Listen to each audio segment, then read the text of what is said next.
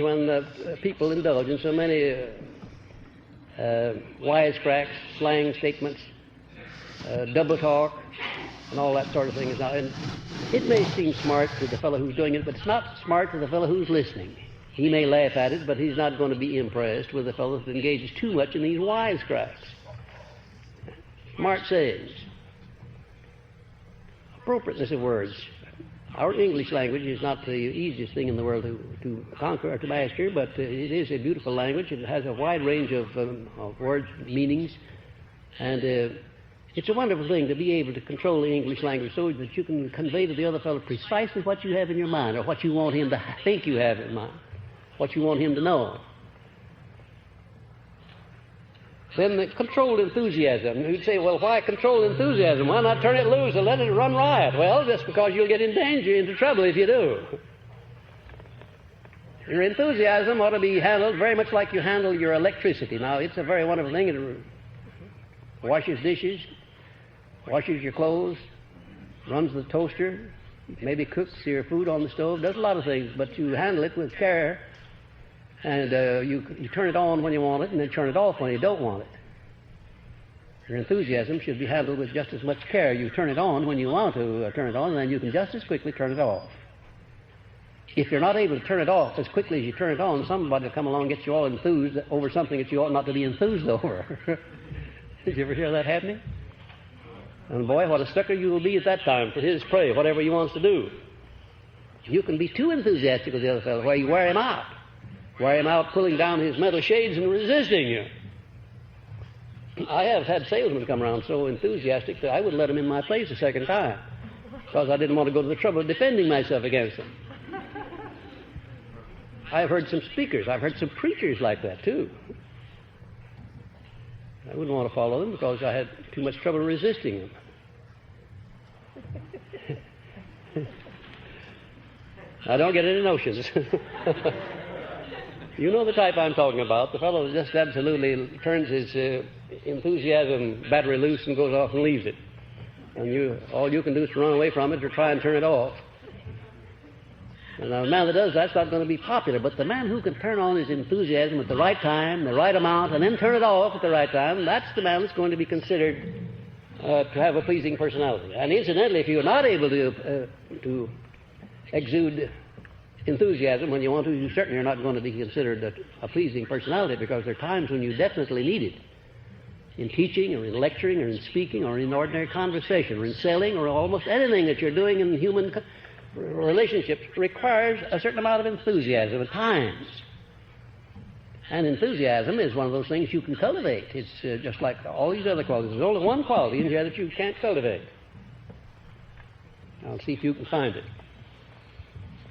This was the one that Andrew Carnegie said he could give you every one of the others except that one. Personal magnetism, that's right, exactly. You've got just so much of that, even that's subject to control and to transmutation too. But that's something that one person can't give to another. Now, controlled enthusiasm, and then good, clean sportsmanship. Being a sportsman about everything. You're not going to win all the time in life. Nobody can do that. There are going to be times when you lose. When you lose gracefully and graciously. Lose and say, well, I lost, but maybe it's the best thing that I did, because I'm going to start looking immediately for that seed of an equivalent benefit, and next time, when the time comes to lose, I'm going to let somebody else lose. So I'm going to wise myself up.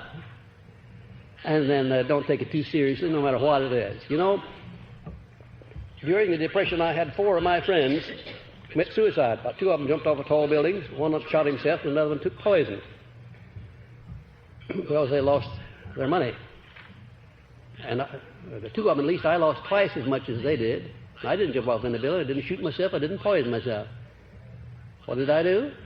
I said, well, it's a blessed fine thing, because losing this amount of money, now I'll have to start in and earn some more. And in earning some more, I'll learn some more. There's my mental attitude toward it, was that I started immediately looking for that seed of an equivalent benefit. It didn't disturb me in the least. And I said to myself, if I lose every penny that I have, like the last suit I have, even my BVDs, I can always get a barrel from somebody and start in all over again. Wherever I can get a bunch of people together to listen, I'll be able to start making money.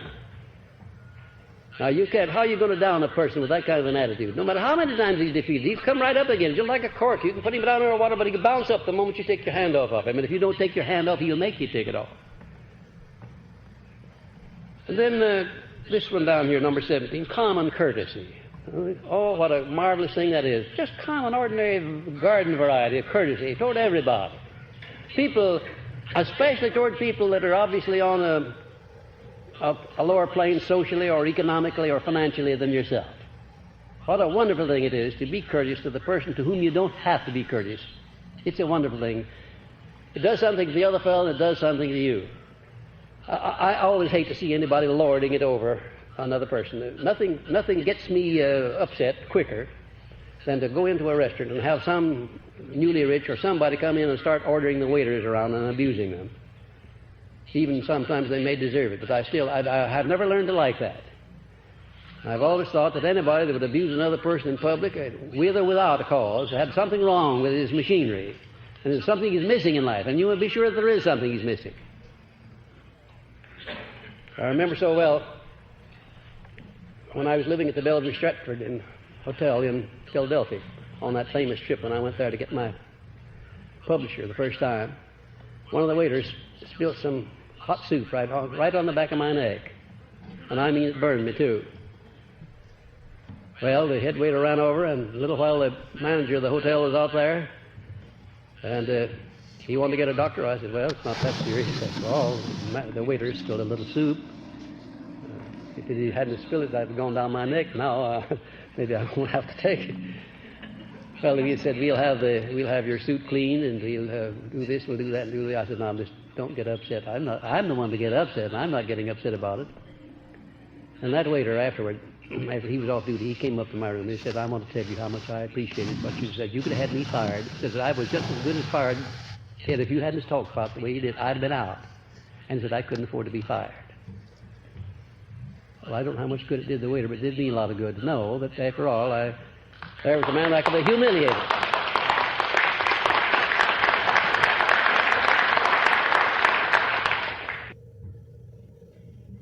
As far as I know, I have never intentionally in my whole life humiliated anybody for anything whatsoever. Never, as far as I know. I may have done it unintentionally.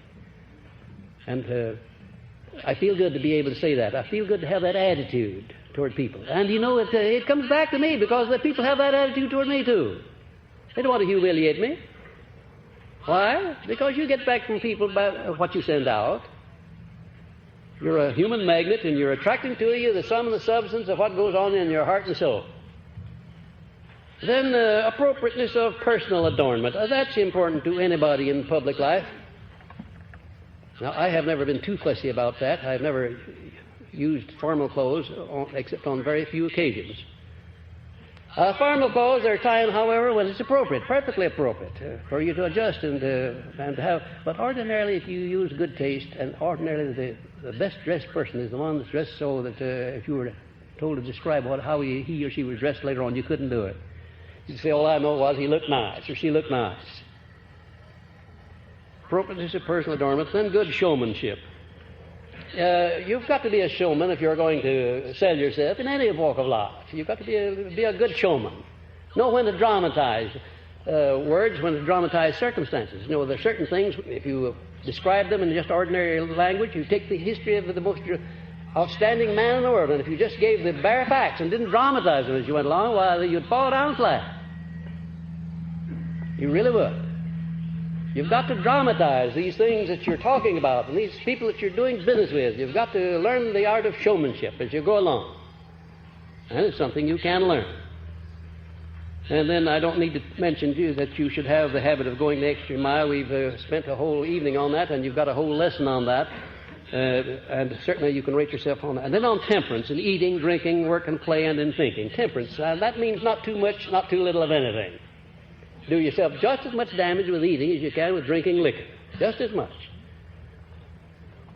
The rule that I go by in all these things is that I don't allow anything to take charge of me. When I was smoking, when I got to the point where the cigars were smoking me, then I quit.